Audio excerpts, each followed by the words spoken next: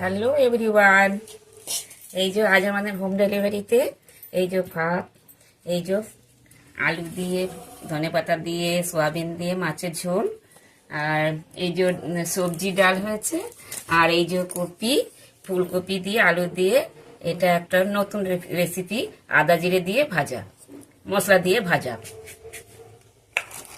আর এই যে আমাদের পালং শাকের সব সবজি দিয়ে একটা পালং শাকের তরকারি, আর এই যে ভাত, এই যে ডাল, আর এই যে সয়াবিন পেঁপে দিয়ে আলু দিয়ে একটা তরকারি হয়ে গেছে।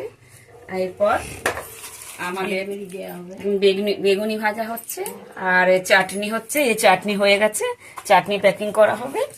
এই যে চাটনি প্যাকিং করা হবে।